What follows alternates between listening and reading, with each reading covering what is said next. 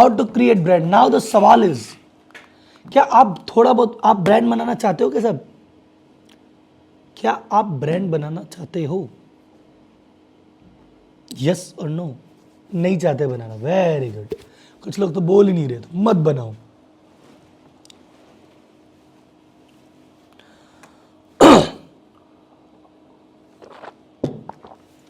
तो पहली चीज, दो तीन बातें सुन लेना।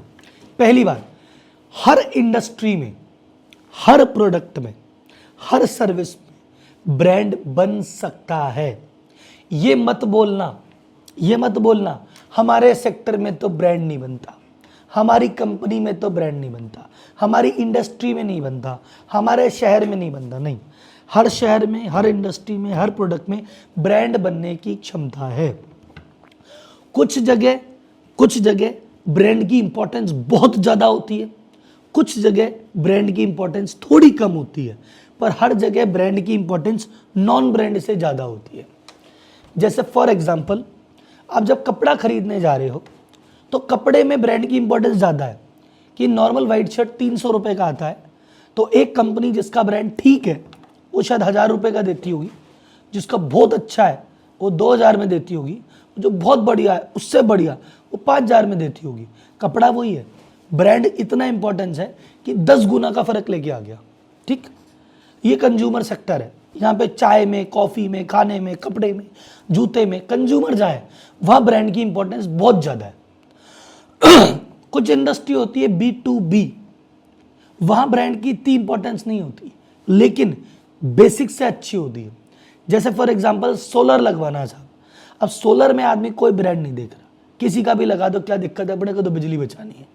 लेकिन वहाँ भी एक लोकल प्लेयर की पैनल लगे प्लस एक अच्छे का पैनल लगे, उसमें भी एक 100 रुपये से लेके 150 से 200 रुपये का फर्क तो आता है। कि नॉर्मल बंदा अगर 100 रुपये में लगा रहा होगा, आपका ब्रांड है तो आप 125, 150 या 200 चार्ज कर सकते हो। लेकिन इसमें ऐसा नहीं हो सकता कि 100 की चीज़ के 500 चार्ज करो। सोलर में नहीं होगा, B2B में नहीं होगा। आप मैन्युफैक्चरिंग कर रहे हो, आप स्टील मंगाते हो, तो स्टील के जो भाव है वो भाव है, कंपनी के ब्रांड के हिसाब से वो 20-25% ऊपर हो सकता है। लेकिन ऐसा नहीं कि 25 गुना हो जाएगा कि अच्छा जी नॉर्मल स्टील 100 रुपये, टाटा का स्टील 5000 रुपये, ये नहीं हो सकता। नॉर्मल स्टील 100 रुपये, टाटा का स्टील 150 रुपये, 180 रुपये, दैट कैन बी डन। तो हर सेक्टर में, हर प्रोडक्ट में, हर इंडस्ट्री में ब्रांड की इंपॉर्टेंस है। कुछ सेक्टर में थोड़ी कम, कुछ सेक्टर में थोड़ी ज्यादा। पर आप बोलो कि बिना ब्रांड और ब्रांड एक बराबर है, नहीं, फर्क पड़ता है। ठीक है साहब। तो ब्रांड बनाने की 4 स्टेप। पहली बात, सब में बन सकता है, तो ये मत बोलना मेरे कैसे बनाऊं, मेरे नहीं बनेगा, सबके बनेगा। दूसरी बात, टाइम लगेगा। ब्रांड बनाने का मतलब क्या है? ब्रांड का दूसरा मतलब क्या है? आपकी छवि किसकी नजर में बनाना, आपका ट्रस्ट बनाना, आपकी पहचान बनाना। और भाई साहब, पहचान बनाने में, ट्रस्ट जीतने में टाइम लगता है। आज की डेट में कोई नेताजी सोचे आपके इलाके में कि यार इलेक्शन लड़ूंगा, तो इलेक्शन लड़ूंगा तो आज से ही समाज सेवा के कार्यों में लगेंगे। आज मंदिर में ये करवा रहे हैं, आज ये बंटवा रहे हैं, वो बंटवा रहे हैं, आज ये धरना, ये प्रदर्शन, वो ऐसे करके साल, 2 साल, 3 साल तक करेंगे, जब तो तुम्हारी नजर में आएंगे कि हाँ इस नाम का भी कोई बंदा है, ऐसी छुटमुट हरकतें करता रहता है। 3-4 साल बाद तो नजर में आएगा वो। फिर कुछ करके 2-4 काम ऐसे करेगा, आपको लगेगा हाँ बंदा जो सही है। लेकिन अभी भी आप बोलोगे डबल चेक कर लेते हैं। तो उस बंदे पे ट्रस्ट किए, भाई साहब तो हमारे, इन्हीं को देंगे हम वोट, तो उसको 5 से 10 साल का टाइम लग जाएगा नेता को एवरेज। कईयों को 10 साल भी भरोसा नहीं होता, पर 10 साल कंसिस्टेंट काम करेगा तो भरोसा होगा, नहीं तो नहीं हो रहा। ब्रांड बन रहा है, पहचान बन रही है, छवि बन रही है, टाइम लेती है भाई साहब। कोई भी एक झटके में काम नहीं होता। डन। रजत जी कह रहे खर्चा भी लगेगा, खर्चा लगेगा, पर खर्चे से ज्यादा इंपॉर्टेंट टाइम है। खर्चे से डर नहीं लगता साहब, टाइम से लगता है। आदमी खर्चा तो कर दे, लाख रुपए आज लगा दे, अगर उसको कल रिजल्ट दिख जाए तो। पर इसमें क्या, ब्रांडिंग में लाख लग गए, 2 लाख लग गए, 5 लाख लग गए, 10 लाख लग गए, दिखता कुछ है नहीं, तुरंत नहीं दिखता, ये बाद में दिखता है। तो 4 स्टेप है साहब। पहला स्टेप है अपने कस्टमर को आइडेंटिफाई करो, दूसरा उसकी नीड देखो, तीसरा स्ट्रेंथ, चौथा बी कंसिस्टेंट। ये चारों को अभी डिटेल में समझाते हैं धीरे धीरे करके।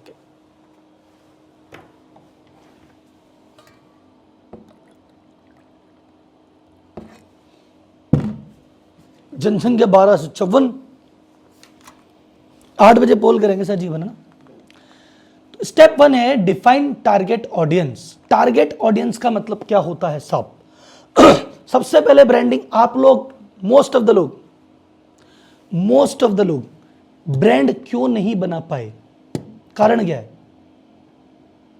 What is the reason that you can't? Most of the people 90% 95% लोग ब्रांड नहीं बनाते। उसका एक कारण है, पहले आप बताइए फिर मैं बताता हूं। एक दो टीजी पता नहीं, ऑडियंस पता नहीं। कई लोग होते हैं टीजी पहली बार सुन रहे हैं, कई लोग ऑडियंस पहली बार सुन रहे हैं। क्वालिटी मेंटेन नहीं होती, फोकस मेंटेन नहीं होता, कंसिस्टेंसी नहीं आती, पता ही नहीं था। वेरी गुड, शुभजीत जी ने बहुत बढ़िया बात बोली सर। ऊपर आना है, सुजीत जी ने बहुत बढ़िया बात बोली। सुजीत जी ऐसे बोले सर, पहली बात, एक ने और अच्छी बात बोली कि सर हमारी सोच ही नहीं थी इतने ब्रांड बनाने की। दूसरी बात जो इंपॉर्टेंट है, हमको ऐसा लगता है सब हमारे कस्टमर है, बस वहीं पे मौत हो जाती है। देखो हमारा लालच हमको ब्रांड नहीं बनने दे रहा। सर हम लालची कहाँ है सर, हम तो बहुत सज्जन आदमी हैं। सज्जन आदमी हो आप समझो। ब्रांड की पहली शर्त है कि कुछ लोगों में तो पॉपुलर हो जाएगा पागलों की तरह, और उसके अलावा बाकी उसको कोई चाहेगा नहीं। जैसे एप्पल एक ब्रांड है तो उसको चाहने वाले कितने लोग हैं? बहुत लोग हैं। पर एक कम्युनिटी है, 1 करोड़ 2 करोड़ 5 करोड़ 10 करोड़ लोग ऐसे हैं जो एप्पल के दीवाने हैं। लेकिन वो 10 के अलावा जो है उनको एप्पल की शक्ल ही नहीं सुहाती। वो कहते हैं एप्पल बेकार चीज है, ना आज लूं ना कल लूं ना जिंदगी में लूं। तो एप्पल ने कहा मतलब तो मतलब बग है, तभी एप्पल ब्रांड बन गया। कहने का मतलब ये, फरारी ब्रांड है, फरारी ने कहा भाई मैं तो इतने ही लोग लेंगे, इतने ही चाहिए, बाकी चाहिए ही नहीं। सलमान खान की movie, Salman Khan is a brand. Salman Khan brand है, क्यों ब्रांड है साहब? सलमान खान के एक पर्टिकुलर टाइप स्टाइल है कि सलमान भाई चलता हुआ आएगा, वो भाई साहब हाथ से बजूगा छोड़ देंगे, वो एक मुक्का मारेंगे 25 लोग उड़ेंगे। तो सलमान खान की एक पर्टिकुलर ऑडियंस है जो इसी बात को पसंद करती है कि भाई आ गया, भाई ने मारा, भाई ने कूटा, भाई ने ये किया। और भाई भाई भाई के चक्कर में बहुत सारी पिक्चर ऐसी कर जाते हैं जिसमें स्क्रिप्ट में दम नहीं होता, कहानी में दम नहीं होता, कुछ ऊपर नीचे होता है, लेकिन भाई पे बहुत दम होता है। वो पिक्चर भी 100-200 करोड़ निकाल ही लेती है। अब कोई भाई को कहे भाई आपको पता नहीं क्या यार कैसी मूवी बना रहे हो, थोड़ी अच्छी पिक्चर ही बना लो। वो बोले भाई तेरे को नहीं पसंद तू मत देख, मैं जिनके लिए बना रहा हूँ वो देख रहे हैं, जिनके लिए बना रहा हूँ वो देख रहे हैं, खुश है, और मेरे को भैया 200-250 करोड़ तो मिलते ही हैं। बात हो गई खत्म। शाहरुख को, सलमान को पता है कि मेरे को ये मेरी कुछ पिक्चर में ऊंच नीच हो जाती है, लेकिन इस ऊंच नीच को ठीक करने जाऊंगा, बाकी को रिझाने जाऊंगा तो ये जो मने हुए हैं ये और नाराज हो जाएंगे। एप्पल ने सोचा यार अपना 1.5 लाख का फोन है, अपने 10 करोड़ लोग चाहने वाले हैं, अपन थोड़ा सस्ता कर देते हैं। थोड़ा जैसी सस्ता करेंगे तो बाकी लोग भी आ जाएंगे। तो एप्पल जैसी सस्ता करेगा, वो बाकी आए ना आए पता नहीं, पर जो ऑलरेडी एप्पल वाले हैं बोले साले सस्ता कर दिया, हम तो स्टेटस के लिए, इज्जत के लिए थे, हमको तो 1.5 लाख में बेचा था, अब सारा सस्ता करके 75 में दे रहा है, जा अब नहीं लेंगे। तो ब्रांड की पहली बात यह है, आपको हर जिसके लिए ब्रांड बनाना नहीं है, हर जिसको माल बेचना नहीं है। आप हर व्यक्ति को माल नहीं बेच सकते और ना बेचने का प्रयास करना चाहिए। आपका प्रोडक्ट, हर सर्विस का एक स्पेसिफिक टाइप होता है, वो उन्हीं लोगों के काम आता है, बाकी के काम नहीं आता। ये उन्हीं लोगों को अपील करेगा, उसके अलावा किसी और को अपील नहीं करेगा।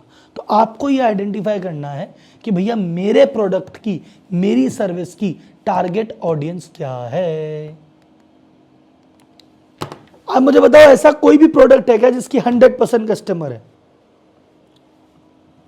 एक मुझे प्रोडक्ट बता दो, कोई कंपनी, कोई ब्रांड, कोई प्रोडक्ट ऐसा बता दो जिसके 100% कस्टमर है ही नहीं, पॉसिबल ही नहीं है, हो ही नहीं सकता,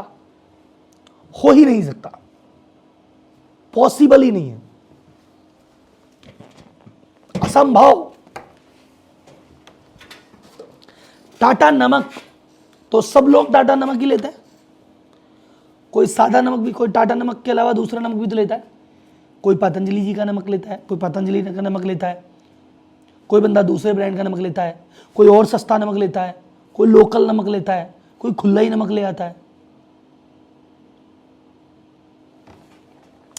समझो बात को मैं कैसे समझाता हूं। हर ब्रांड की एक अलग अलग टीजी होती है। देखो जैसे जेंडर वाइज होता है। आपका ब्रांड ऐसा हो सकता है कि सिर्फ मेल, जैसे आपने कहा जी अपने तो कपड़े की दुकान है, पैंट शर्ट बेचते हैं, पैंट शर्ट बेचा या हम शेरवानी बेचते हैं साहब, आपकी ऑडियंस जो है वो मेल हो गई सिंपल, और आपको सिर्फ मेल पे फोकस करना है, मेल के बीच में ब्रांड बनना है। फीमेल के बीच में ब्रांड बन के करोगे क्या? हर आदमी की जुबान पे आपका नाम होना चाहिए। मेल फीमेल पे नहीं भी हो तो क्या मतलब, आपकी तो शेरवानी की दुकान है, आप तो वैसा वो बना रहे हो ना, बैक पाइपर, मैकडोवल्स बना रहे हो, तो बस मैकडोवल्स का टारगेट ऑडियंस तो मेल है। और तो इंपीरियल ब्लू कहता है मैन विल बी मैन, और पूरा फोकस मैन पे है। अरे वुमन पे नहीं है, कोई बात नहीं, बोले सर वुमन क्या, वुमन भी तो है, लेकिन जरूरत ही नहीं है साहब। सर हमारा कुर्ती का काम है, साड़ी का काम है, लिपस्टिक का काम है, मेकअप का काम है। भाई तुम्हारी टारगेट ऑडियंस फीमेल है, इस पे ध्यान दो, बाकी मत दो। कोई काम ऐसा हो सकता है कि सर हमारे तो मेल फीमेल दोनों है, हाँ ठीक है, तो जेंडर के बेसिस पे आप टारगेट ऑडियंस डिसाइड नहीं कर सकते। मान लो अगर कोई व्यक्ति है, कहते हैं हमारी तो किराने की दुकान है, मेल फीमेल दोनों ही आते हैं, तो फिर आप जेंडर बेसिस पे आप डिसाइड मत करो। सर हमारा तो मल्टी स्टोर है, बच्चों से लेके बच्चों के, बड़ों के, लेडीज के, जेंट्स के, सबके कपड़े हैं, फिर आप जेंडर बेसिस पे टारगेट ऑडियंस मत बनाओ। पर जिसकी जेंडर बेसिस पे बन सकती है वो जेंडर बेसिस पे ही बनाए, कोई दिक्कत।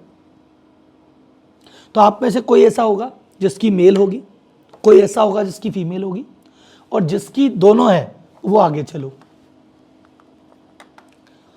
एज ग्रुप, किसी के क्लाइंट हो सकता है कि सर अपने मेल फीमेल का चक्कर नहीं है, 18 से नीचे के जितने भी हैं सब अपने पास आते हैं, 18 से 30 के मेरे पास आते हैं, 30 से 50 के मेरे पास आते हैं, 50 से ऊपर वाले मेरे पास आते हैं। सर हमारा जो प्रोडक्ट का काम है, हम बेचते हैं किताब विताब ग्रंथ वंथ बेचते हैं साहब, गीता रामायण शॉप है हमारी, तो यहाँ पे तो हमारे 50+ लोग ज़्यादा आते हैं। मंदिर का सामान, पूजा का सामान 50+ ज़्यादा लेते हैं। या हमने बुढ़ापे की दवाई है जो घुटने के दर्द की दवाई, लिवर की दवाई, हार्ट की दवाई, हमारे 50+ आते हैं साहब। या कोई बोले हमारा स्पोर्ट्स का काम है, कोई ऐसी चीज़ है बच्चे ही आते हैं या बीच में आते हैं, ये भी हो सकता है एज ग्रुप। तो आप में से कोई ऐसा व्यक्ति हो जो कहता है सर हाँ ये मेरे लिए उचित है, 18 से नीचे वाले बच्चे मेरे पास आते हैं, और कोई कहता है मेरे लिए 18 से 30, कोई कहता है 30 से 50, कोई कहता है 50 से ऊपर, आप यहाँ ले लो। और कोई बंदा कहता है नहीं सर मेरे पे तो फर्क ही नहीं पड़ता, कोई सा भी एज ग्रुप हो, सब अपने हैं, तो आप साहब ये भी छोड़ दो, फिर आप ये भी छोड़ दो, आगे चलो। यहाँ पे इनकम का गेम आ सकता है कि सर मैं जो प्रोडक्ट सर्विस बेचता हूँ, अपने लोअर क्लास लोग ज़्यादा आते हैं, अपनी छोटी सी किराने की दुकान है कच्ची बस्ती के पास में, मोस्टली लोग वहीं से आते हैं। अपनी कपड़े की दुकान है, 300 रुपये से लेके 1000 रुपये तक का कपड़ा है, लोअर क्लास लोग ज़्यादा आते हैं। एक बंदा कहता है सर अपना तो सलून है, 400 रुपये के बाल काटते हैं, 400 में बाल काटते हैं, 200 में शेव बनाते हैं, अपने तो पैसे वाला आदमी आता है। अपने इंटीरियर का काम है, मोटा काम है, छोटे छोटे वॉश भी आते हैं, 10-10 हज़ार के वॉश है, लग्जरी आइटम है, बड़े लोग ही आते हैं। तो आपके कस्टमर इस बेसिस पे भी बढ़ सकते हैं कि आपके पास एक मध्यम वर्गीय लोग ज़्यादा आते हैं, या टॉप क्लास के लोग ज़्यादा आते हैं, या गरीब लोग ज़्यादा आते हैं। मोस्ट ऑफ द केस में यहाँ पे ज़्यादा बंटवारा होता है। जेंडर में हो ना हो, एज में हो ना हो, यहाँ तो हो ही जाएगा। यहाँ कॉमन भी हो सकता है, आप ये भी कह सकते हो कि सर मेरे पास 18 से 30 के मेल आते हैं जो कि मिडिल क्लास वाले हैं। गुड, जितना ज़्यादा चाहोगे उतना अच्छा आपकी क्लैरिटी हो पाएगी सर। क्लियर है सब? चलें आगे। यहां तक क्लैरिटी है? यहां भी अगर आपको नहीं मिला, एरिया बेसिस पे हो सकता है। अगर यहां भी आपको समझ नहीं आया, यहां तो आना ही आना है एरिया, कि सर मेरी दुकान के 4 किलोमीटर के एरिया में सब मेरे कस्टमर है। एरिया, मेरी दुकान के 4 किलोमीटर के एरिया में चाहे मेल हो चाहे फीमेल हो, बच्चा हो चाहे बूढ़ा हो, अमीर हो चाहे गरीब हो, सब अपनी दुकान पे आते हैं चाप। तो 4 किलोमीटर के एरिया ही मेरा है। कोई बंदा कहता नहीं शहर मेरा है, कोई कहता है स्टेट, कोई कहता है इंडिया। आप अपना एरिया डिसाइड कर लो कि सर 4 किलोमीटर एरिया में जितनी भी महिलाएं हैं 18 से 30 वर्ष की, मिडिल क्लास, ये मेरी टारगेट ऑडियंस है। बहुत बढ़िया। सर मेरा फास्ट फूड का काम है, तो आसपास के 4 किलोमीटर के एरिया में 25 साल से कम के जितने भी स्कूल कॉलेज जाने वाले बच्चे, 18 के आसपास स्कूल कॉलेज जाने वाले जितने भी बच्चे हैं वो सब मेरे पास आते हैं साहब। वर्क टाइप कि सर मेरा प्रोडक्ट ऐसा है कि मेरे सारे टीजी स्टूडेंट हैं, स्कूल के बच्चे मेरे स्टूडेंट, कॉलेज के बच्चे मेरे स्टूडेंट। सर मेरा काम है कि सारी हाउसवाइफ जो है वो स्टूडेंट है। सर किसान है मेरे सारे बंदे। सर डॉक्टर्स हमारे क्लाइंट हैं, इंजीनियर्स हमारे क्लाइंट हैं। सर जॉब वाले हमारे क्लाइंट हैं, बिजनेसमैन हमारे क्लाइंट हैं। वर्क टाइप में हो सकता है, इंडस्ट्री में हो सकता है कि सर मेरे तो हॉस्पिटल वाले क्लाइंट हैं, होटल वाले हमारे सारे क्लाइंट, ये ग्लास की फैक्ट्री वाले हमारे सारे क्लाइंट, ये विश्वकर्मा एरिया के जितने भी लोग, ओखला इंडस्ट्रियल एरिया वाले सब मेरे क्लाइंट। सर ये जो दुकानें जितनी भी दिख रही है ना आपको, किराने की दुकानें, ये सब मेरे क्लाइंट। Can be done. आपकी टारगेट ऑडियंस क्या है, आप इसमें से चूज कर सकते हैं। और वो कैसे पता चलता है? आज की डेट में आपको धंधा करते इतने समय हो गया, आपके पास मोस्टली किस तरह के लोग आते हैं, अगर इस क्राइटेरिया में मैं डाल के देखूंगा, वही आपकी टारगेट ऑडियंस।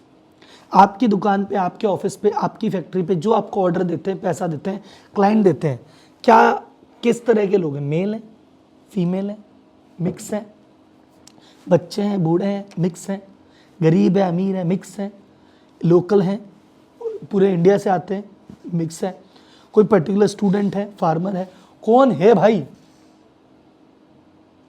क्योंकि जब आप ये फोकस करोगे उसके बाद ही ब्रांड बनेगा।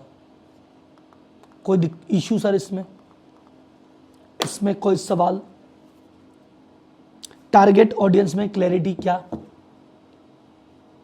टारगेट ऑडियंस में क्लैरिटी क्या? आप हर जिसको माल बेचने अगर जाओगे तो किसी को नहीं बेच पाओगे, ये ध्यान रखना। कुछ एग्जांपल से बता दें आपको, या एक से नको, मैंने एग्जांपल अगर आगे ले रखे।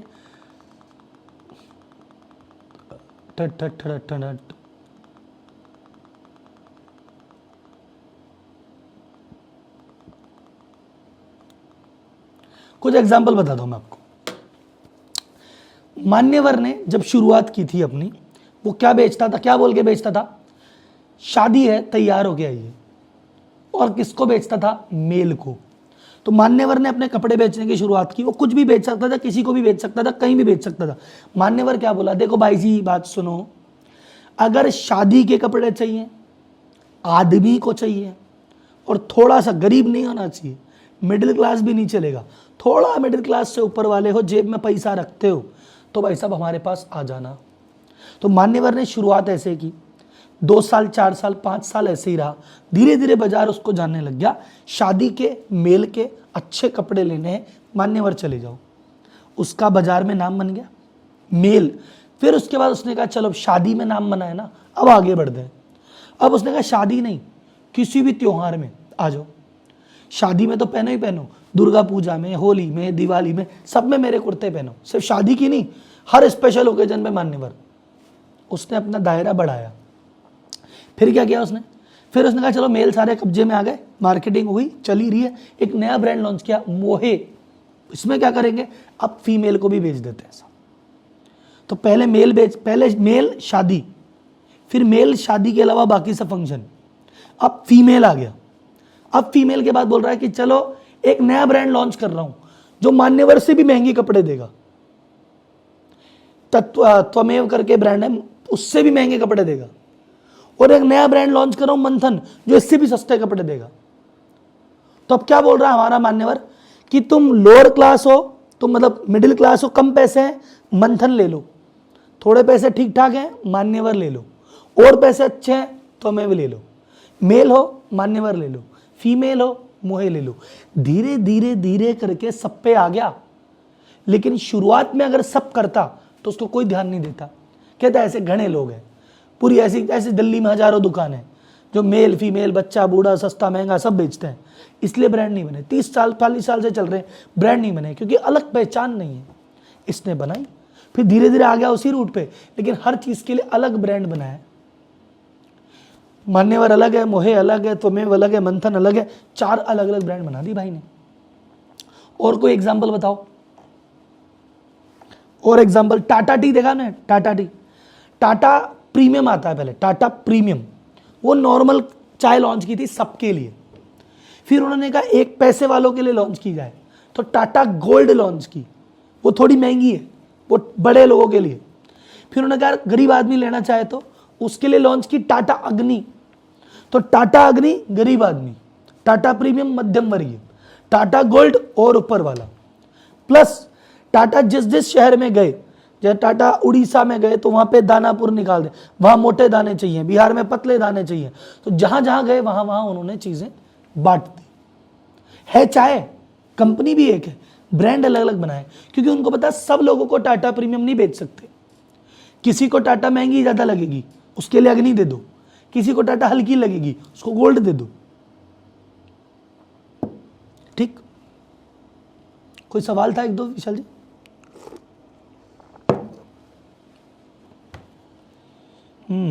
कुछ सवाल थे एक दो, देखा।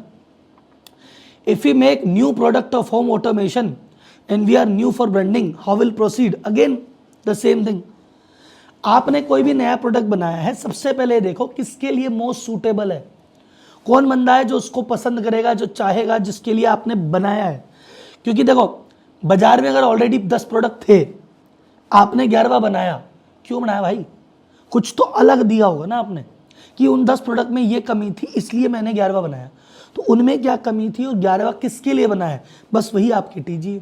या बोलो नहीं सर वो 10 बना रहे थे, 10 की कॉपी पेस्ट करके 11वां बनाया, तो 10 कैसे माल बेच रहे थे? वो तो आर्किटेक्ट के थ्रू बेचते हैं। तो आपकी टारगेट ऑडियंस आर्किटेक्ट है कि यार मैं तो आर्किटेक्टों को बेचता हूँ। अब सीनियर आर्किटेक्ट, जूनियर आर्किटेक्ट, वो देखो आराम से। Clear sir?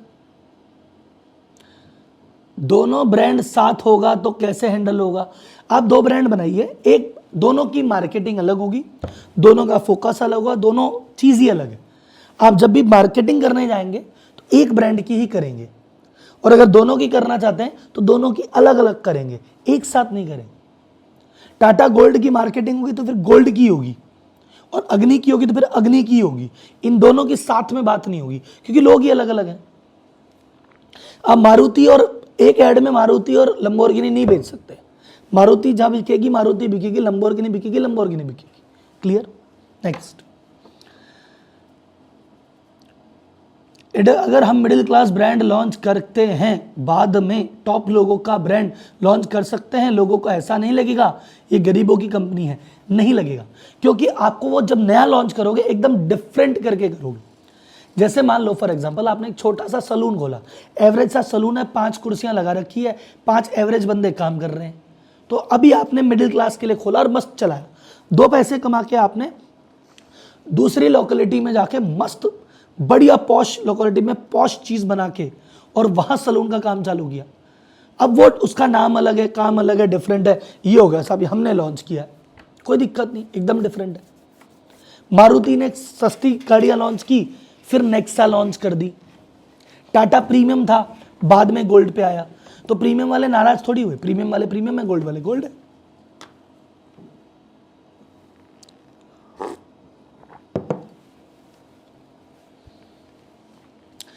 तो सर देखो मैं यहाँ पे एक चीज बताता हूँ, देखो ये इसको थोड़ा दिल पे मतलब कि ना इसको अदरवाइज मत लेना।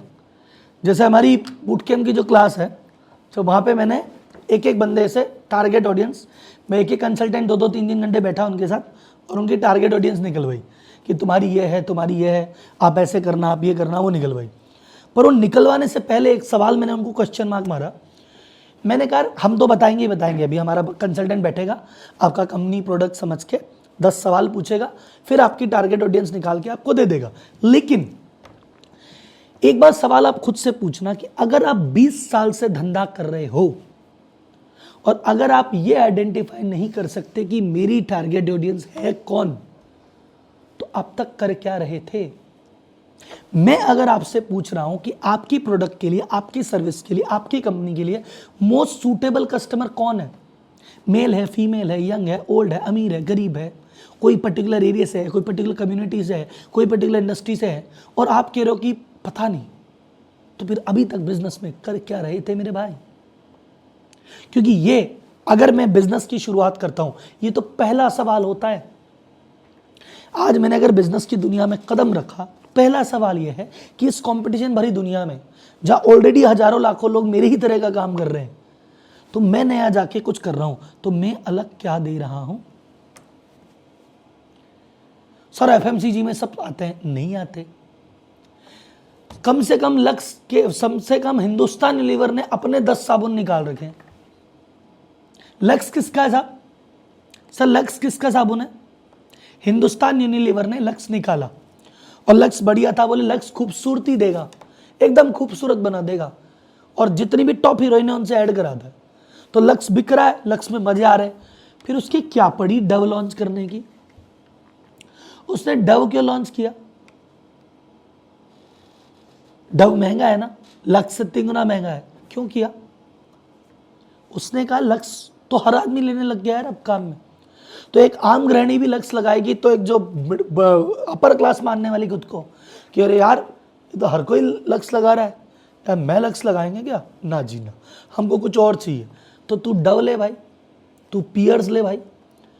अब कई लोगों के लिए तो लक्स भी भारी पड़ रहा है, कई लोग कह रहे हैं लक्स छोटा है बड़ा चाहिए, पर कई लोग ऐसे भी तो हैं जो कह रहे हैं सर लक्स ही महंगा है, कुछ सस्ता जुगाड़ है क्या? तो उन्होंने कहा ले लाइफ बॉय निकाल दिया। तो लाइफ बॉय भी निकाल दिया, लक्स भी निकाल दिया, पियर्स भी निकाल दिया, डव में निकाल दिया, निकाल ही दिया ना। सर्फ में भी 3-4 ऑप्शन है इनके। आपको लग रहा है मैं ये लाता हूं, मैं ये लाता हूं, वो सब भाई साहब HUL का ही है। आपने टीवी पे ऐड देखे 3, यार HUL ये लूं ये लूं ये लूं, कुछ ही ले लो, हिंदुस्तान UL का HUL का ही है। अब जब HUL टीवी पे ऐड दे रहा है, महंगे महंगे 10 लाख रुपए लग रहे हैं 10 सेकंड के, तो एक ही ऐड में नहीं कह देता HUL इतनी बढ़िया कंपनी, हम बनाते हैं सारे साबुन, देख लो। HUL सिंगल ऐड देते, साबुन का दूसरा नाम हिंदुस्तान यूनिलीवर, लक्स ले लो, पियर्स ले लो, ये ले लो, वो ले लो, वो ले लो। बोले नहीं भाई साहब ऐसे पार नहीं पड़ेगी, सारा ही हम बेचेंगे तो कोई हमसे कुछ नहीं लेगा। तो लक्स का ऐड अलग देता है, उसका ऐड अलग देता है, उसका ऐड अलग देता है, चारों ऐड अलग देता है। आम आदमी कहता है 4 अलग कंपनियां हैं, एक ही है। टारगेट ऑडियंस समझ में आई? आगे बढ़े। अपनी टारगेट ऑडियंस पे पकड़ आपकी होनी चाहिए, और आपकी पकड़ नहीं है तो फिर ब्रांड नहीं बनेगा। इसीलिए ब्रांड नहीं बना, इसीलिए मार्केटिंग नहीं हुई, इसीलिए हम प्रीमियम नहीं कर रहे। नॉर्मली कोई बिजनेस में आप घुसने के बाद 3 साल के 5 साल के बाद आप सेटल होते हो, फिर प्रीमियम प्राइस चार्ज करते हो, बाजार में नाम होता है, दुनिया जानती है। पर 20 साल के बाद भी आप कहते हो कोई ब्रांड नहीं है, कोई जानता नहीं है, ठीक ठाक सा है, ठीक ठाक सा माल, ठीक ठाक सा। तो 20 साल बाद भी आप कंपटीशन फेस कर रहे हो, क्यों भाई? नॉर्मली जैसे मान लो कोई एक फील्ड है जिसमें आप घुसे, तो 2 साल 5 साल कंपटीशन मानता हूं, पर 10 साल बाद, 10 साल में तो कुछ ऐसा कर गुजरो कि दुनिया तुम्हें जाने। 10 साल बाद में तो कुछ ऐसा कर गुजरो कि दुनिया बोले यार ये भाई को 10 साल से देख रहे हैं, दम है। तो तुम अगर 20 साल बाद भी कहते हो स्ट्रगल है, 30 साल बाद भी कहते हो कंपटीशन है, फिर काय की हो भाई साहब? मैं आपको बुरा इससे महसूस करवा रहा हूं, ताकि बुरा महसूस करोगे तो अंदर से बुरा लगेगा, तो फिर कुछ करोगे। है ना कि थोड़ा सा अपमान की आग में जल के मैं शोला बन के निकल गया, ऐसा कुछ हो जाएगा। ठीक है, टारगेट ऑडियंस पे क्लैरिटी। और जो व्यक्ति कह रहा है 20 साल हो गए मेरे से गलती हो गई, अब क्या करें? भूल जाओ, भूल जाओ आज तक क्या किया। आज से नई शुरुआत करते हैं, डे 1। आज से डे 1 है, आज से बनेंगे ब्रांड। डन। मतलब आप कुछ काम कर रहे हो 10 साल से, दुनिया नोटिस नहीं कर पा रही आपको, फिर कर क्या रहे हो? फिर क्या किया? ये वो वाली बात हो गई ना, मैं 10 साल से जिम जा रहा हूं, कोई कहता ही नहीं कि तो जिम जा रहा है। अरे 10 साल जिम जाए आदमी तो ऐसा लगना चाहिए कि भीड़ से गुजर जाए तो भीड़ उसी को देखे, अरे यार क्या यार भाई मान गए यार। 10 साल बाद भी आप बैठे, इसका मतलब या तो जिम में जाने का ढोंग हो रहा है, जिम में ऊपर जिम जाते हो और नीचे आके जिम के नीचे कचौरी समोसे खा लेते हो, और जिम में भी बैठ के मोबाइल चलाते हो। ये मतलब है कि you are not serious about the gym. नहीं तो 10 साल में आदमी क्या नहीं कर लेता। तो 10 साल में अगर बिजनेस में ब्रांड नहीं बन पाए अभी तक, तो भैया you are not serious about the business, या you are not serious about the brand. क्या बोलती है पब्लिक? सत्य बोल रहा हूं? गहरी बात बता रहा हूं आपको, गहरी बात यह है साहब, आप जिस चीज को सीरियस लेते हो वो काम हो जाता है। आपने सीरियस क्या लिया? आपने सीरियस लिया कि बिजनेस से पैसा कमाना है, घर चलाना है। आपने एक चीज को बहुत सीरियस लिया, तो आपने इस बिजनेस से घर चला लिया, पैसा बना लिया, दाल रोटी कर ली। पर बिजनेस में ब्रांड को लेकर सीरियस नहीं हुए तो ब्रांड नहीं बना। पैसे को लेकर सीरियस हुए तो पैसा बनेगा, इज्जत को लेकर सीरियस हो तो इज्जत बनेगी, ब्रांड को लेकर सीरियस हो तो ब्रांड बनेगा। जिस चीज को लेकर सीरियस हो गया हो जाएगा। डन।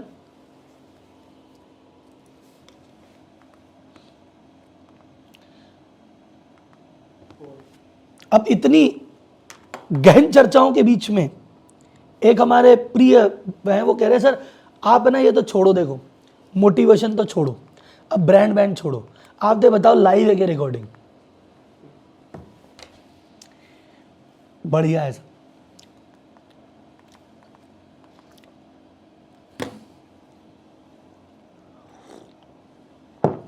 चलें, understand the need of target audience.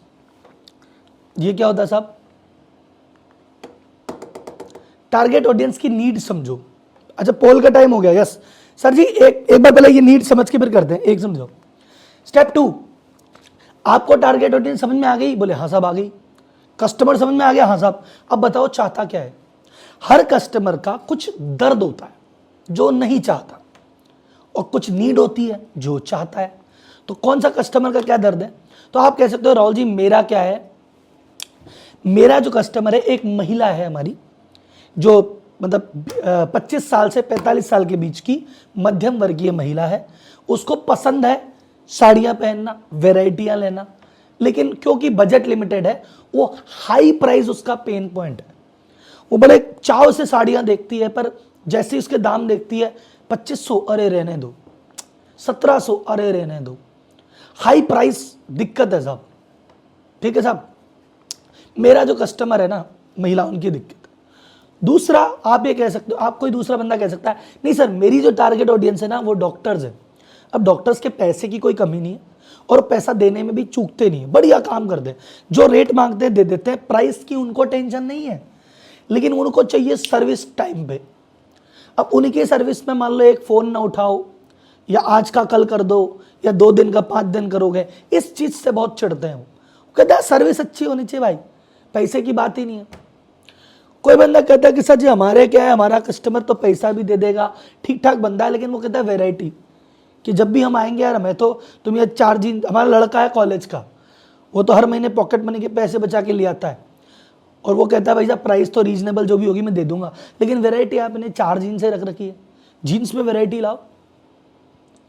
किसी को क्वालिटी से दिक्कत है, किसी को डिले सर्विस से दिक्कत है।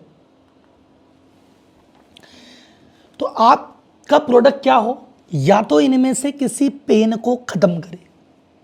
कि राहुल जी जैसे हमारे यहाँ पे प्रॉब्लम क्या है, हमारी जो वो महिला है 20 से 40 साल वाली मिडिल क्लास महिला, उनको वैरायटी पसंद है, मैं वैरायटी दे रहा हूँ, हाई प्राइस से दिक्कत है, तो मैं सारा 999 की रेंज में, मतलब 700 से वो 500 से लेकर 900 की रेंज में ज्यादातर माल लेके आता हूं। तो मैडम को वैरायटी की वैरायटी मिल जाती है, प्राइस का प्राइस मिल जाता है। अब वो मैडम मेरी दुकान के अलावा कहीं नहीं जाएगी, क्योंकि मैं ही हूं जिन्होंने का दर्द समझा और दूर किया। ठीक, अंडरस्टैंड कस्टमर्स नीड। कस्टमर चाहता क्या है? हमारी वो महिला चाहती थी फेयर प्राइस, वो चाहती थी डिस्काउंट। तो रेट कुछ भी बोलो, कुछ भी बोलो, सर 100 रुपए की चीज है, हाँ डिस्काउंट, कुछ डिस्काउंट चाहते हैं तो भाई साहब ठीक है 100 रुपए की चीज है, चाहे 120 करके फिर डिस्काउंट देना पड़े, पर डिस्काउंट दिए बगैर ये लोग नहीं निकलते। या कोई डिस्काउंट नहीं दे रहा दुकान में, मैं अकेला देता, कोई मोहल्ले में डिस्काउंट नहीं देता, मैं अकेला देता हूँ। Better service, timely delivery, variety. आप किसी भी चीज में ब्रांड बन सकते हैं। ब्रांड बनने का मतलब नहीं है, कई लोग कहते हैं सर बढ़िया क्वालिटी होगी तभी ब्रांड बनेगा, जरूरी नहीं है। एक एग्जांपल जैसे आपको क्या लगता है मैकडी के बर्गर दुनिया के सबसे बेस्ट बर्गर है? मैकडी का बर्गर दुनिया का सबसे सर्वश्रेष्ठ बर्गर है,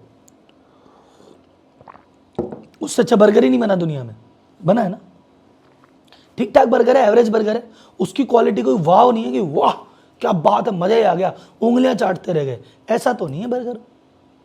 तो उसने क्वालिटी तो ठीक ठाक मेंटेन रखी है, वो तो ब्रांड उस चीज पे है कि भाई ठीक ठाक क्वालिटी ठीक ठाक प्राइस पे दूंगा, साफ सुथरी जगह पे दूंगा, एक जैसा टेस्ट दूंगा, बस इस बात के पैसे हैं उसके। तो आप ये बोलो सर मेरी क्वालिटी खराब है, क्या मैं ब्रांड नहीं बन सकता? आपकी क्वालिटी खराब है तो भी आप ब्रांड बन सकते हो, डिपेंड करता है आप ब्रांड कहां बन रहे हो।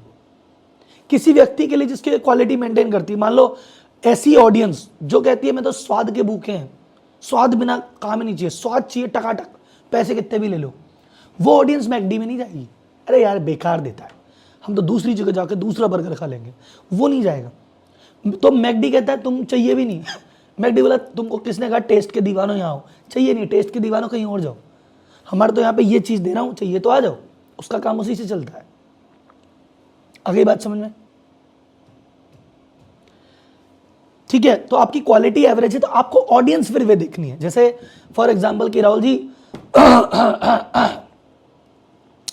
हमारा जो प्रोडक्ट है वो थोड़ा सा सब स्टैंडर्ड है, तो आपकी टीजी क्या रहेगी, वो लोग जो उस प्रोडक्ट को काम में लेते हैं, मान लो हो सकता है कोई लोअर इनकम वाले, मिडिल इनकम वाले, आसपास वाले उसी को काम में लेते हो, ठीक है चल जाएगा काम। ऐसा नहीं है कि लोअर क्वालिटी से प्रोडक्ट नहीं बनता, हाँ आपकी टीजी अलग हो जाएगी, टारगेट ऑडियंस अलग हो जाएगी। यार जी हमारे पास शर्ट है, हमारा शर्ट है उसकी क्वालिटी ठीक नहीं है, मतलब 5 बार धोते हो तो उसका कॉलर निकल जाती है, 10 बार ज़्यादा तो पहन ही नहीं सकते उसको, क्या हम ब्रांड नहीं बनेंगे? हाँ तुम ब्रांड बनोगे पर अलग तरह ब्रांड। फिर वो शर्ट निकालो 199 रुपये की, फिर 199 की शर्ट जो पहनने वाला कि 200 रुपये की शर्ट पहनो, 6 बार पहन के फाड़ दो, फिर 200 की ले लो, तो वो बंदा आपके लिए पागल हो जाएगा। ठीक है साहब, बात में क्लैरिटी? मुझे चैट बॉक्स में बताओ सर आप कौन सी ऐसी क्वालिटी है जिसको आप ब्रांड बनाना चाहेंगे, कौन सी ऐसी क्वालिटी है जिसको आप ब्रांड बनाना चाहेंगे?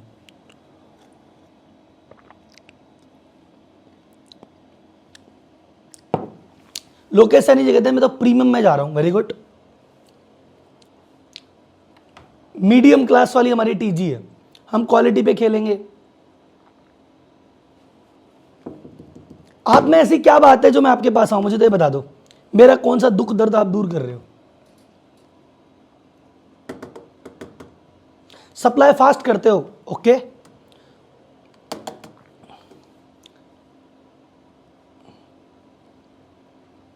फेयर प्राइस देते हो, ठीक है, क्वालिटी भी अच्छी है, सर्विस भी अच्छी है, ओके, मल्टी ब्रांड एक जगह पे दे देते हो, ओके वेरी गुड,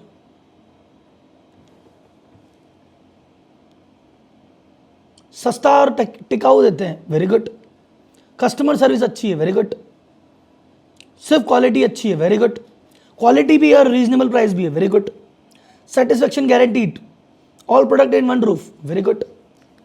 चलो स्टेप 3, क्रिएट योर मैसेज। आपको टीजी की नीड पता है? बोले हाँ साहब।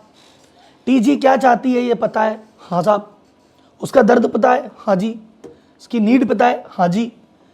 बाकी लोगों से आप कैसे अलग हो ये सोचो, आपका प्रोडक्ट बाकी की तुलना में अलग कैसे दिखेगा ये आपको देखना पड़ेगा। और सबसे इंपॉर्टेंट मेरे हिसाब से यही है, ग्राहक की प्रॉब्लम सेम है, ग्राहक की सॉल्यूशन सेम है, और आपके अलावा बाजार में 100 आदमी और बैठे हैं उसको सॉल्व करने के लिए। उन सबसे बेहतर कैसे करोगे बताओ, और उन सबसे अलग कैसे हो ये बताओ। जैसे एग्जांपल बताता हूं, लेस के होते हुए बालाजी स्नैक आ गया, कैसे? लेस के होते हुए बालाजी आ गया, कैसे आ गया? बालाजी ने कब एक चीज देखी, 2-3 चीज देखी। बालाजी ने पहले एक बात बोली, लेस के बारे में सब लोग मजाक बनाते हैं कि हवा है, हवा, पैकेट में हवा है, पैकेट में हवा है। वो चिप्स कम देता था, बालाजी ने कहा ये हवा देता है, हम हवा नहीं देते, इसकी चिप्स तोल लो कम होती है, हमारी चिप्स ज्यादा होती है। डन। दूसरा, उसने कहा कि इसके पास पहली बात वैरायटी नहीं है, ले दे के 2-4 टेस्ट में आता है, और बाकी टेस्ट वो भी अमेरिकन टेस्ट, अमेरिकन जैलेपिनो टेस्ट दे रहा है। इसने कहा हम देसी टेस्ट देंगे, इंडियन भारतीय टेस्ट देंगे। तो उसने कहा मेरा कंपटीशन मेरे जैसा ही है, लेकिन उसके टेस्ट विदेशी हैं और इंडिया वाले कम है, मैं इंडिया वाले टेस्ट दूंगा और ज़्यादा दूंगा। वो चिप्स कम देता है, मैं चिप्स ज़्यादा दूंगा, प्राइस वही रखूंगा। आ जाओ भाई साहब। तो लेज और बालाजी कर दिया बराबर, हवा कम वेफर ज्यादा कैंपेन चलाया, कर दिया बराबर। बोट ने कहा अरे यार, बोट ने कहा अच्छा, जो एकदम जो सस्ते चीजें आती है, एकदम जो सस्ते ईयरफोन मोबाइल आते हैं उसमें भाई साहब क्वालिटी नहीं है, जिसमें क्वालिटी आती है उससे ज्यादा महंगे। तो बोट ने कहा मैं बीच में आ जाता हूं, तो मैं क्वालिटी वो वाली दे देता हूं, पैसे वो वाले ले लेता हूं। चल गया भाई साहब। तो कहने का मतलब क्या है मेरे दोस्त, किसी भी तरह से आप दुनिया से अलग हो सकते हो। आप हो सकता हो अपने कॉम्पिटिटर से सस्ता माल बेचो, आप हो सकता है कॉम्पिटिटर की तुलना में उससे प्रीमियम क्लास में चले जाओ, उससे अलग हो, आपकी वैरायटी ज़्यादा हो, आप उससे फास्ट हो। टीजी मतलब टारगेट ग्रुप, यस। आप हो सकता है आप कस्टमर एक्सपीरियंस अच्छा दो, हो सकता है आपकी पैकिंग अलग हो सकता है आपका टेस्ट अलग हो, एनीथिंग विच, जो जैसे फॉर एग्जांपल एक लाइन से बहुत सारे रेस्टोरेंट है, दाल किसकी खानी है, दाल, अरे दाल उसकी खाएंगे, अरे क्या दाल बनाता है। अब वो दाल का यूनिक टेस्ट है, जिस चक्कर में भाई साहब वो सब कंपटीशन पे भारी पड़ रहे हैं। अच्छा वहां पे अरे यार वो क्या, उसका थाली बहुत जोरदार है, वो थाली की स्टाइल ऐसी है, वो ऐसी थाली बनाता है, और वो वेटर ऐसे आते हैं, वो एक्सपीरियंस सबसे अलग बना दिया। ठीक है साहब। तो जो भी चीज ब्रांड बनी है, अलग बनी है, यूनिक बनी है, बेहतर बनी है, उसने क्या किया, कंपटीशन से खुद को थोड़ा अलग किया, कुछ तो अलग, then you will become the brand. क्या बोलती पब्लिक। पवन जी कह रहे हैं can you read, yes I can read but sir there are so many messages. अभी आपके सामने स्क्रीन पे दिख रहे हैं 1438 लोग, और सब कुछ ना कुछ मैसेज भेज रहे हैं। टीजी का मतलब होता है target group, target audience, TATG कुछ भी बोल दो, मोस्टली टीजी बोलते हैं। ठीक।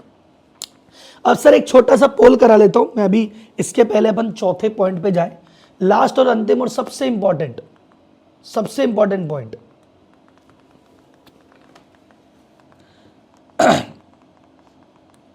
कंसिस्टेंसी वाला आएगा। सर ये पोल लॉन्च करना, एक पहला पोल लॉन्च कर दो। कौन सा पोल लॉन्च कर रहे हो, रिपीटर वाला कर दो, करो यार, पोल ढंग से नहीं बनाता मेरे भाई। सर आपकी स्क्रीन पे एक पोल होगा, आप में से 1440 लोग में से कितने लोग अभी रिपीटर हैं और कितने लोग ऐसे हैं जो कि पहली बार अटेंड कर रहे हैं। वैसे हमारे रिपीटर वाले भारी संख्या में आते हैं, और अभी रिपीटर तो मैं पूछूंगा, कोई कहेगा दूसरी बार कर रहा है, कोई 10वीं बार भी कर रहा होगा। वैसे रिपीटर्स की जनसंख्या चल रही है अभी, कितने वोटिंग होगी सर, 600 लोग वोट कर चुके हैं, और रिपीटर जीत रहे हैं अभी तो।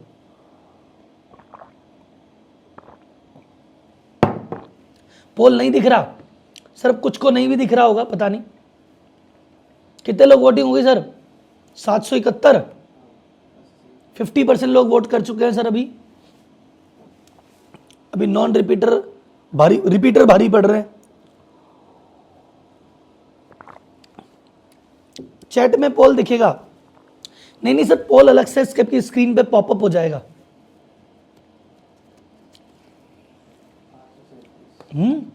837 लोग बोल चुके, कितना हो गया, मतलब परसेंटेज में बताना कितने परसेंट वोटिंग हुई। 58% वोटिंग।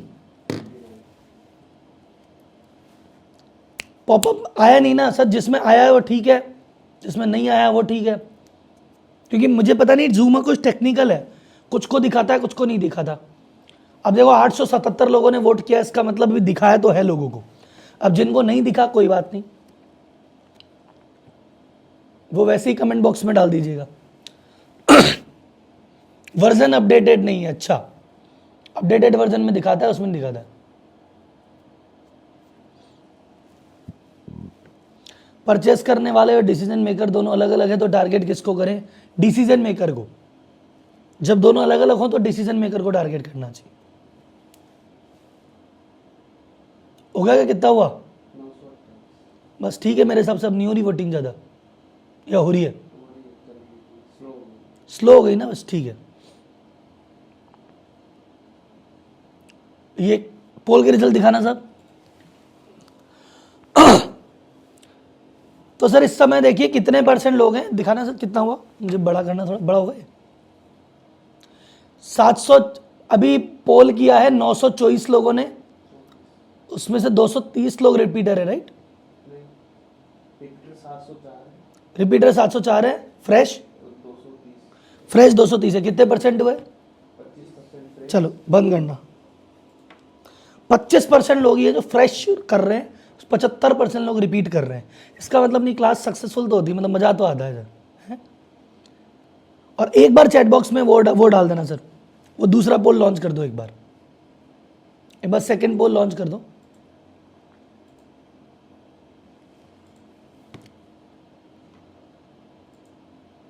सेकंड पोल, ये सेकंड पोल है, देखो किस किस के आता है। आपका आज कौन सा दिन है? Day 1, day 2, day 3, day 4। कौन ऐसा है जो आज पहली बार अटेंड कर रहा है? कौन ऐसा है जो दूसरी बार आया है? मतलब इस पर्टिकुलर बैच की बात कर रहा हूं मैं। इस पर्टिकुलर बैच में कितने ऐसे लोग हैं जिन्होंने आज से ही चालू किया है? कितने ऐसे लोग हैं जो आज दूसरा दिन है? और कितने ऐसे लोग हैं जो डे 1 से चल रहे हैं?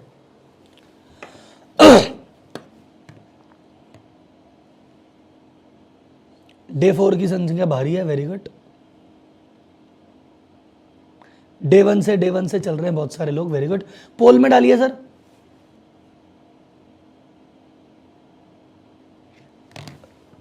पोल में डालिए।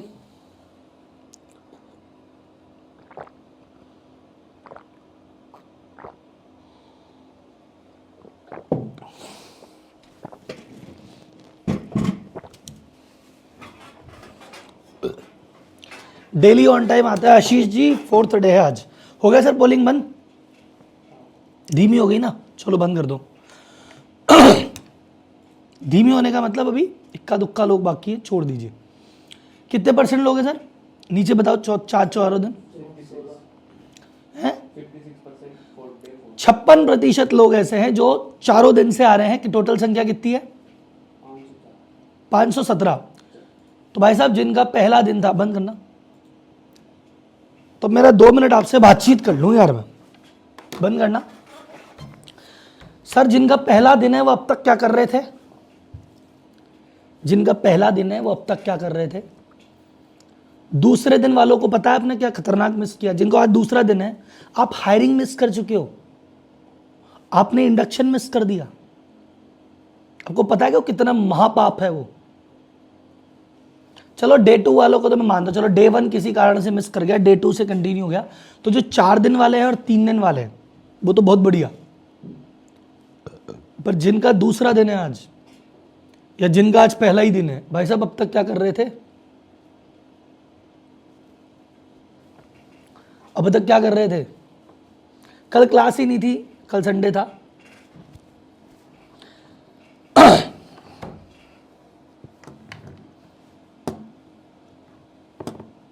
तो सर सभी जितने भी लोगों ने चारों दिन से अटेंड किया है उनको तो धन्यवाद सब, क्योंकि मैं आपके लिए दोबारा देखो, नॉर्मली अभी आपको पता है आजकल मैंने इसको रिकॉर्डिंग पे डाल दिया है, मैं लाइव नहीं आता हूँ। बीच में मेरे गले में इश्यूज होने लग गए थे, मैं 3-6 महीने से लगातार क्लासेस ले रहा था, तो मेरे गले में इशू होने लग गए। डॉक्टर ने मौन में रखने के लिए बोला, कम बोलने के लिए बोला, तो मैंने लाइव क्लासेस लेनी बंद करी कुछ दिनों तक, कि 3-4-5 महीने रिकॉर्डिंग चलाने देते। लेकिन भाई साहब मैं बहुत दिनों बाद लाइव वापसी की है, और ऐसा सिला दिया तुमने मेरे प्यार का कि भाई तो लाइव आ रहा है और आप लोग आ ही नहीं रहे। तो भाई साहब अगली बार आप मुझे प्रॉमिस करो, 1450 लोग जो दिख रहे हैं मुझे स्क्रीन पे, सारे के सारे चलेंगे 12 क्लास तक। सर जी सारे के सारे चलेंगे 12 क्लास तक, पक्की बात? आपकी बार 1400 पार, आपकी बार 1400 पार, और आपकी बार मालोदिया सरकार। 12 दिन तक मुझे लास्ट तक चाहिए, चाहे कुछ भी आ जाए। संडे जब अपन छुट्टी ले रहे हैं, संडे एक संडे की छुट्टी लेंगे, एक बूट कैंप की क्लास की छुट्टी लेंगे, बाकी उसके लिए अपनी क्लास चलेगी कंटिन्यू, और बीच में ब्रेक नहीं लगना चाहिए। Done deal? Done deal? Ritesh ji को मैं कह देता हूं 1440 आदमी जो यश यश लिख रहे हैं ना, इनका नाम नंबर लिख लो, इनमें से एक भी छुट्टी करेगा उसको फिर आगे नहीं आने देंगे। किसी ने भी अगर जैसे आज डे 4 है, अगर डे 5 छोड़ा तो डे 6 से एंट्री 1, जिसने डे 8 छोड़ा डे 9 से एंट्री 1, ठीक है, पक्का? चलो फिर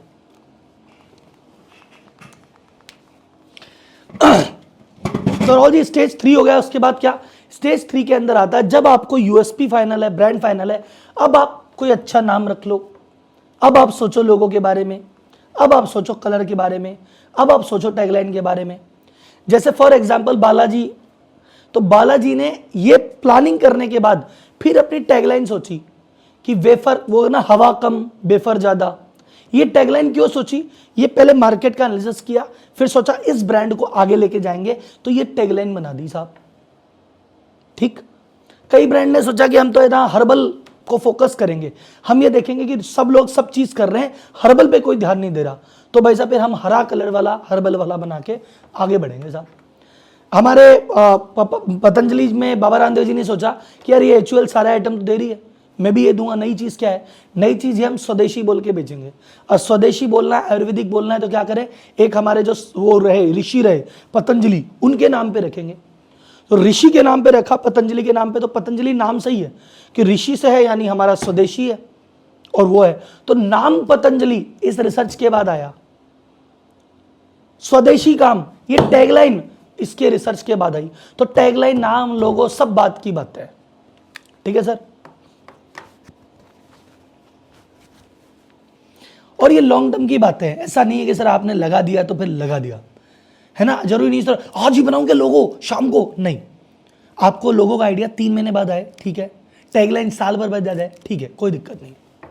सबसे ज्यादा कंपटीशन नोशनेस में आने के लिए कौन सी क्वालिटी होनी चाहिए?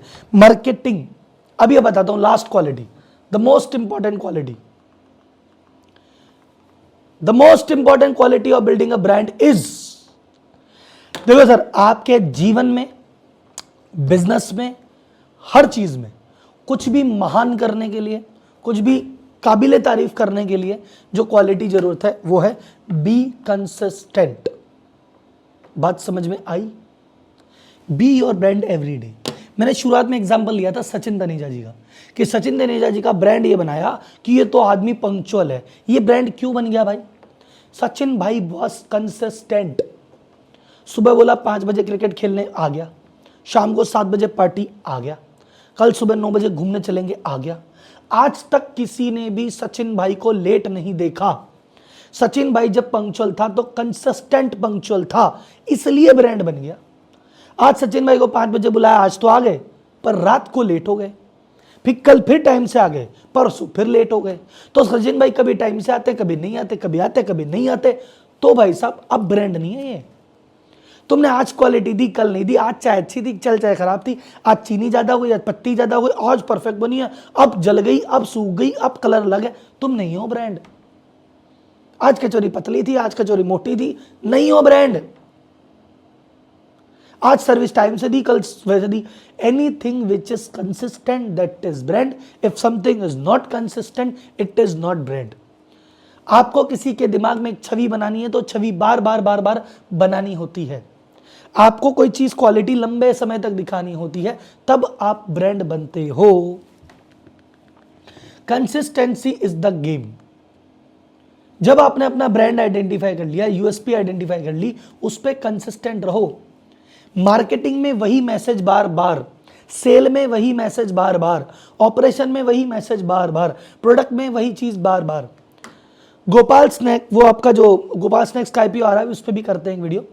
बालाजी वेफर ने जब प्रोडक्ट बनाया ये, तो अब बालाजी हर मार्केटिंग में बोले इनकी चिप्स कम है, हमारी ज्यादा है। फिर जब सेल करने उनका बंदा जाए तो दुकानदार को बोले भाई साहब इसमें उनकी चिप्स कम है, हमारी ज्यादा है। फिर वो ऑपरेशन में जब देखे तो यार इनका इतना ग्राम आता है, अपने इतने ग्राम बनाओ साहब। तो हर बार उस बात को बारंबार टीवी पे भी वही, मीडिया पे भी वही, अखबार में वही, पर्सनल भी वही, लंबे समय तक करते करते करते करते लोगों को यकीन आ गया कह तो सही रहा है। एक बार छोटा सा कह के छोड़ देता तो फर्क ही नहीं पड़ता। तो कंसिस्टेंसी इज द गेम। एक क्लेम करो कि यार अच्छा ऐसे करेंगे हम, और फिर उसको करते रहो, फिर दुनिया मान जाएगी। तो आपके प्रोडक्ट में दुनिया क्या बोलेगी, उससे पहले आपको अपने प्रोडक्ट के बारे में बोलना पड़ेगा। और बोलते बोलते आप चुप हो जाना, फिर दुनिया बोलने लग जाएगी। समझ गए? वो एक होता है ना कि पहले आप बोलेंगे जैसे मेरा प्रोडक्ट ऐसा है ऐसा है ऐसा है ऐसा है। जैसे मान लो सचिन जी को ब्रांड ना, सचिन जी यार देखो 7 बजे बोला, मैं 7 बजे आ गया, अपन हमेशा टाइम पे आता है, अपन कभी लेट नहीं आया भाई। लोग बोलेंगे हाँ कह तो सही रहा, तो देख भाई मैं तो आ गया टाइम पे, देख भाई मैं तो आ गया टाइम पे। ये ऐसे कर करके दुनिया को नोटिस करवा रहे कि देख मैं टाइम पे आ गया। अब ये 4 बार 5 बार 10 बार के बाद बोलना बंद कर देंगे, फिर दुनिया बोलना चालू कर देगी यार ये तो टाइम पे आता है। तो पहले खुद की मार्केटिंग हम करेंगे, और जो हम ये मार्केटिंग करते हैं इसको क्या कहते हैं, सॉरी इसी को मार्केटिंग कहते हैं। जो हम करते हैं ना अपने बारे में बताते हैं, इसी को मार्केटिंग कहते हैं। पहले इन्होंने चिल्लाया, अब चिल्लाना इन्होंने बंद कर दिया, लेकिन अब बाजार चिल्ला रहा है। एक चीज बताता हूं, चलो एक और, जैसे आपने कहा जी ब्रांड कैसे बने, ब्रांड कैसे बने। अभी मैंने कचौरी समोसे का एग्जांपल काफी बार दे दिया, इसी को समझते हैं। आपके शहर में क्या कोई फेमस कचौरी वाला है? क्या आपके शहर में फेमस चाय वाला है तो नाम बताओ उसका, है तो नाम बताओ उसका। गोपीनाथ, ये वाले अमृततुल्य की चाय, बलराम कचौरी, आलोक टी, गुलाब जी, रजवाड़ी जी, नागौरी जी, सलमई जी पुरी वाले, नीलोफर चाय, गुलाब जी, टी हट, खेतला, बाबा चाय, जैन कचौरी, हरी भाई कचौरी फेमस है। अब मोस्टली केस में जिन हलवाइयों ने इसको फेमस किया वो कोई पढ़े लिखे नहीं है, वो MBA करने हार्वर्ड नहीं गए, वो IIM अहमदाबाद नहीं गए, उन्होंने MBA नहीं किया, उन्हें किताब नहीं पढ़ी, उनको ब्रांडिंग की स्पेलिंग नहीं आती होगी, उनको ब्रांड की परिभाषा नहीं आती होगी। ब्रांड क्या होता है उनको नहीं पता, परिभाषा नहीं पता, स्पेलिंग भी नहीं पता, लोगो को कुछ नहीं करते, ना लोगो ना कलर, कोई चीज़ नहीं है। ये फेमस है, ब्रांड है। कैसे? ना लोगों पे कभी ध्यान दिया, ना कोई टैगलाइन बनाई, ना कोई बहुत ज़्यादा तूफान चीज़ें करी। क्या किया इन्होंने? क्या किया इन्होंने? इन्होंने एक चीज़ बनाई जो कि बाकी सबसे अलग थी। ठीक है, जैसे फॉर एग्जांपल एक कचौरी वाले की बात की, भी एक कचौरी वाला फेमस है क्यों?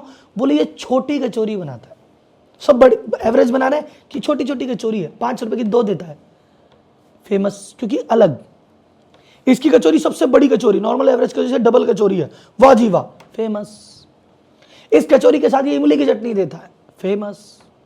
ये इसके साथ हरी चटनी देता है, ये दही में दे रहा है, ये कड़ी में दे रहा है, ये ऐसे दे रहा है, ये वैसे दे रहा है। उन्होंने बाजार की नीड समझी कि सब जने कचौरी दे रहे हैं, चटनी कोई नहीं दे रहा, उन्होंने चटनी चालू कर दी। वो कह रहे हैं सब जने चटनी दे रहे हैं, दही कोई नहीं दे रहा, दही में दे दी। कह रहा सब जने ये दे रहे हैं। उन्होंने पहले बाजार को समझा, बाजार को से समझ के एक ऐसी चीज जो कोई नहीं कर रहा था वो करी, और वो करी उसको बेहतरीन ढंग से किया, और इतने सालों से करते ही जा रहे हैं। इतने सालों से, ऐसा नहीं बेहतरीन ढंग से एक बार कचौरी बनाई थी, सुबह शाम दिन रात जब उतरती बेहतरीन ही उतरती है। तो उन्होंने क्वालिटी दी, कंसिस्टेंसी दी, और बाजार से थोड़ी डिफरेंट दी। बाजार में उनके पहले भी कचौरी वाले थे, उनके पहले भी चाय वाले थे, पर उनकी चाय बेटर थी, उनकी चाय डिफरेंट थी। वो सब कांच के गिलास में, वो डिस्पोजल में दे रहे थे तो इसने कांच के गिलास में दी, कोई कांच के गिलास में दे रहा था इसने कुल्हड़ चालू कर दिया, कोई सिंपल चाय दे रहा था इसने अदरक चाय, तुलसी चाय, ये चाय, 5 चाय वैरायटी दी। कुछ तो अलग किया, डिफरेंट किया, कंसिस्टेंट किया, तभी बेस्ट है। तो एक अनपढ़ आदमी जो ना MBA करे, ना ब्रांड समझे, ना इंग्लिश आवे, ना कभी किताब खोली हो, वो भी ब्रांड बना सकता है क्वालिटी और कंसिस्टेंसी के दम पे। क्लियर है भाई साहब? एक बार दिखाना सर, ये क्या सवाल है sir? Sir it is going to be understandable ununderstandable if I see all the episode of particular stream at a stretch. I am your student of group 19। Okay no issues. तो sir मैं कह रहा हूँ, देखो एक sir कह रहे हैं भाई कि राहुल जी आपकी सारी चीज़ें मैंने एक साथ सुनी है, क्लास भी सुनी है, बहुत मज़ा भी आता है, बस इसको इम्प्लीमेंट कैसे करूँ? तो सर देखो इम्प्लीमेंट करने के हैं 2 तरीके। पहली बात, मेरी सारी लर्निंग एक साथ ले लीजिए, पर इसको टुकड़ों टुकड़ों में इंप्लीमेंट कीजिए। ठीक है, जैसे आज मेरे से एक चीज़ सीख ली आपने, कंसिस्टेंस रहना है, या दुनिया की नज़र में ब्रांड बनना है, या TG क्या है, तो एक एक चीज़ समझो और रोज़ थोड़ी थोड़ी उसको इंप्लीमेंट करो। एक तरीका तो बेस्ट वाला ये है। ठीक है, देखो अपन ने जो भी चीज़ें की ना सर, मैं आपको बताता हूँ कि हम है ना लेवल्स में काम करते हैं, फनल्स में काम करते हैं। मैं बहुत सारी चीज़ें बहुत सारे लोगों को देना चाहता हूँ, लेकिन हर चीज़ हर व्यक्ति के लिए एप्लीकेबल नहीं होती। भाई मेरे को ABCD से लेके PhD तक की नॉलेज है, पर मैं कुछ को ABCD तक की दूंगा, कुछ को 10वीं क्लास, कुछ को 12वीं करवाएंगे, कुछ को ग्रेजुएट करवाएंगे, और बहुत छोटे लोग हैं जिनकी PhD करवाई जाएगी। तो वो फनल पे डिपेंड करता है मेरे को, क्योंकि पूरे भारत में फैलना है। जैसे अभी मैं मेरे एग्जाम्पल से आपको समझाता हूँ, मेरे एग्जाम्पल से ब्रांड की बात करते हैं। आपने कहा ब्रांड राहुल मालोदिया, चैट बॉक्स में आइए, चैट बॉक्स में आइए। राहुल मालोदिया नाम सुनते ही आपके दिमाग में क्या आता है? मैं आपको मेरी केस स्टडी बताता हूं, मेरी mini case study. Business coach, MSME coach, good. और बिजनेस कोच आता है, MSME आता है, अपना भाई, very good. Authentic, good. Basic business की टेक्निक सिखाते हैं, वेरी गुड। हिंदी में हिंदी कोच, वेरी गुड। देसी coach, very good. Very practical, real consulting, motivational, reliable, honesty, एक तरह से MBA की क्लास, गजब ओरेटर, छोटे लोगों की हेल्प करने वाला, ट्रस्टवर्दी, हार्ट टचिंग। धन्यवाद। मेरा ऐसा मन कर रहा आप बोलते रहो, मैं सुनता रहूं, वैसे ही 10 बज जाए। हा, आनंद ही आ गए, कानों को कितना सुकून मिल रहा है। एक नंबर, जोरदार आदमी। Think big, give big. चलो जी, छोटे व्यापारी को CEO बनाने वाला, ground to earth. Thank you sir, thank you, धन्यवाद। ये देखो आपने अभी बोला है, ये मैं शायद अपने 20-25 ग्रुप हो गए, मैं तब से हर व्यक्ति से ब्रांडिंग की क्लास में सवाल पूछता हूं, लोगों के जवाब रहते हैं बिजनेस। राहुल मालोदिया मतलब बिजनेस कोच, राहुल मालोदिया मतलब व्यापारी को CEO बनाने वाला गाइड। असली knowledge, practical knowledge, positive energy, दिमाग की बत्ती जला देता है। डिफिकल्ट नॉलेज को आसान शब्दों में, जैसे ब्रांडिंग कितना डिफिकल्ट टॉपिक है, अपन ने कितने आसानी से कवर किया। टारगेट ऑडियंस कितनी डिफिकल्ट चीज है, कितनी आसानी से समझी। देसी लैंग्वेज, बड़े भाई जैसा बिहेवियर, सेंस ऑफ ह्यूमर, हंसी मजाक, फुल ऑफ मस्ती, सब्जेक्ट मैटर का एक्सपर्ट और नॉलेज का खजाना। ये बातें मेरे बारे में जनरली कही जाती है। केस स्टडी का मास्टर, बिजनेस का एटमम, बड़े भैया, ये लोग कहते हैं। अब ये लोग कैसे कहने लगे सर? आ जाओ मैं आपको ब्रांडिंग की बात बताता हूं, ठीक? तो case study on brand Rahul Malodia. Step 1, target audience identify करो।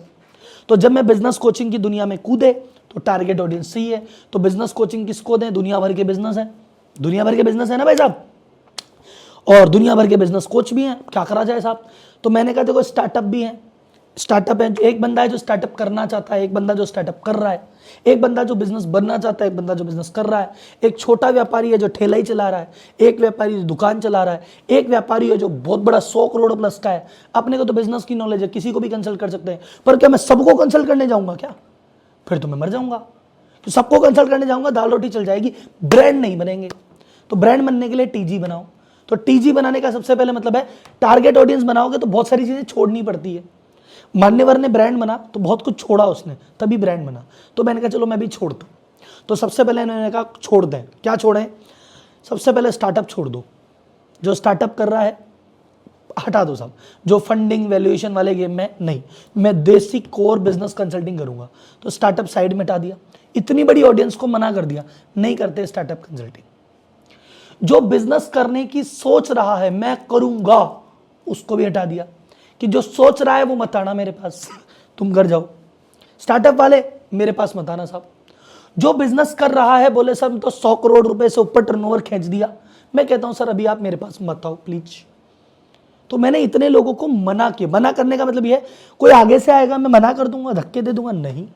पर मैं इनके पास मार्केटिंग करने नहीं जा रहा। मैं बोल रहा हूं कि मैं क्या करूंगा, जो एक व्यापारी बिजनेस कर रहा है, माल खरीदता बेचता है, सर्विस लेता देता है, जिसका धंधा चल रहा है और एक लेवल तक पहुंच गया पर अटक गया, टॉप पे नहीं जा पा रहा है, वो मेरी कंसल्टिंग है।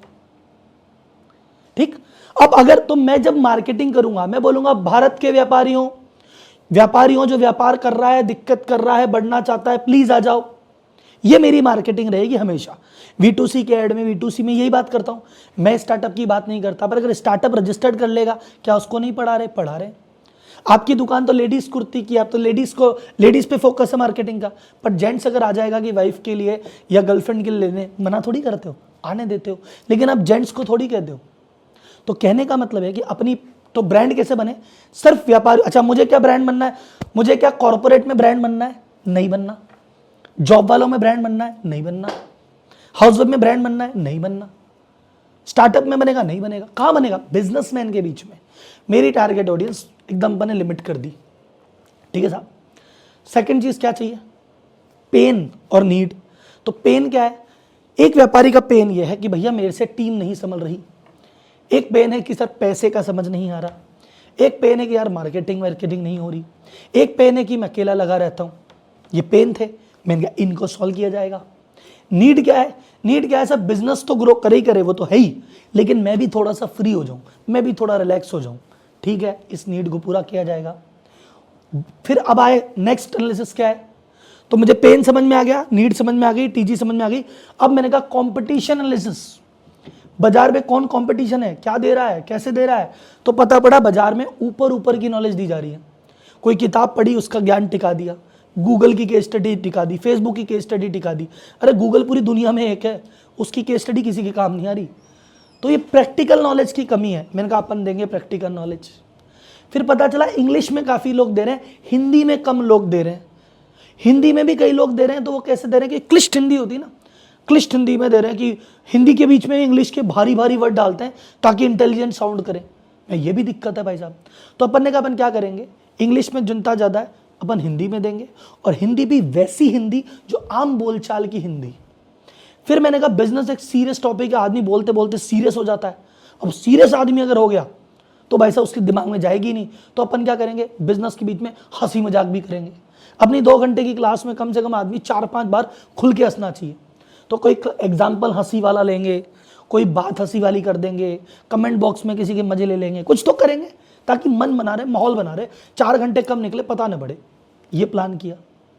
तो ये सारी चीजें जो है ना, ये बिजनेस में घुसने से पहले लिखी हुई है कि अपन। अच्छा, दूसरा, जब अपन बात करते हैं मैं टीचर, मैं गुरु, तुम शिष्य, मैं टीचर तुम ये, तो लर्निंग नहीं आती।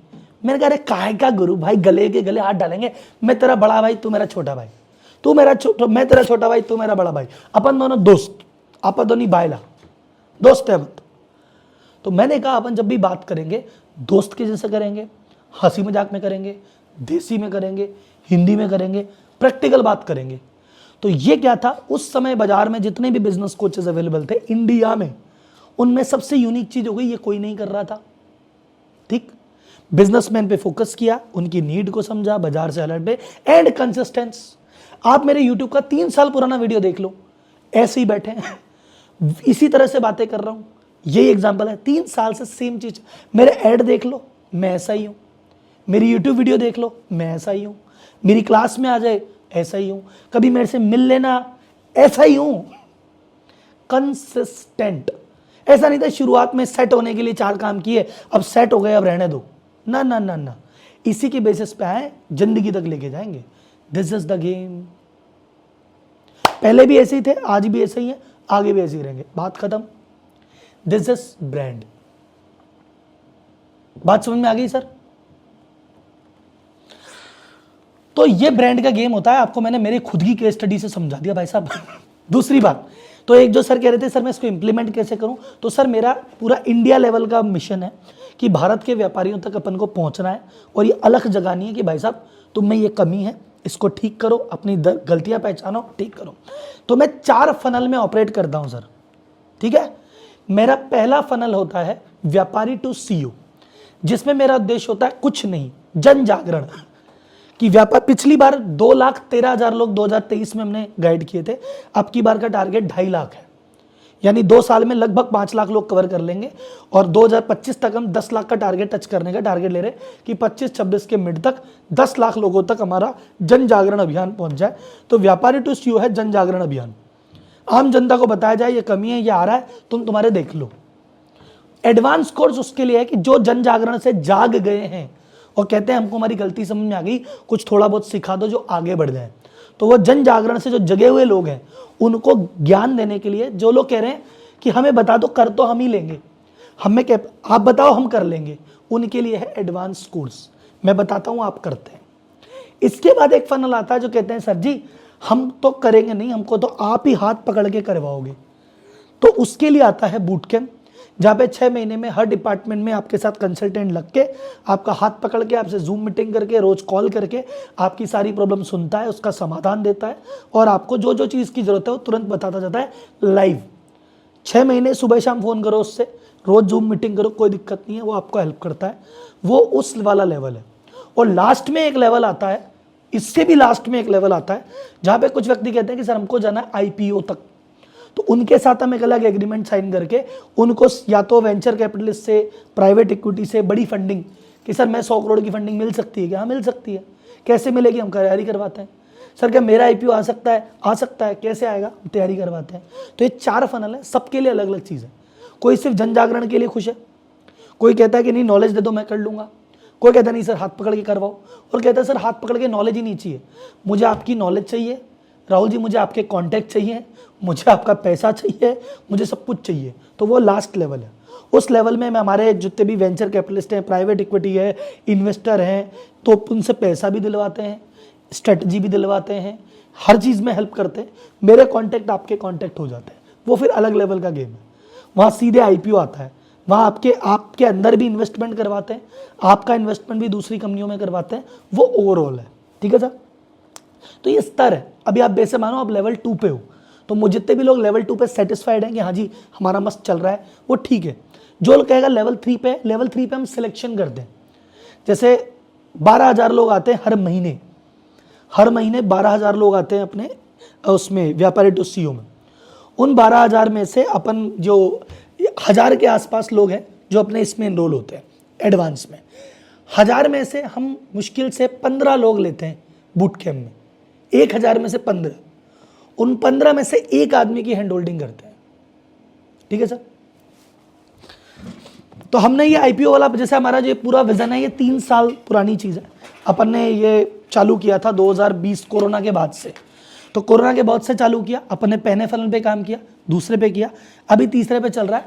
और अभी हमारे पास 12-13 फाइलें हैं जिसकी हम तैयारी कर रहे हैं IPO लाने के लिए। क्योंकि IPO लाने की दिक्कतें क्या है? IPO लाने के लिए आपकी क्लीन बैलेंस शीट चाहिए। तो मेरे पास लोग हैं जिनके 80 करोड़ के टर्नओवर है, पर बैलेंस शीट में 8 करोड़ ही दिखा रखे। एक्चुअल कमाते हैं 10 करोड़ रुपए, रिटर्न भर रहे हैं 25 लाख रुपए की। तो उनकी बैलेंस शीट ठीक करवाने में, उनके बहुत सारी उन्होंने असेट लाइबिलिटियां बिगाड़ रखी है, पर्सनल प्रोफेशनल एक कर रखा है, एक काम की 20-20 कंपनियां बना रखी है। तो अलग कंपनियों के, किसी के केस में एक कंपनियां एक करनी होती है, किसी में सारे लफड़े एक कंपनी में वहाँ से निकालने पड़ते हैं। तो मतलब एक बंदा जो कहता है मैं आज IPO लाऊंगा, उसकी 2 साल की स्क्रूटनी लगती है कि भैया आज तेरी कागजों में जितनी भी गंदगी है उसको ठीक करें। तो आज से हमने वो मिशन चालू किया है। तो 2026 से एवरी क्वार्टर, हर तीसरे महीने एक IPO अपनी कंपनी से आएगा। ठीक है सर?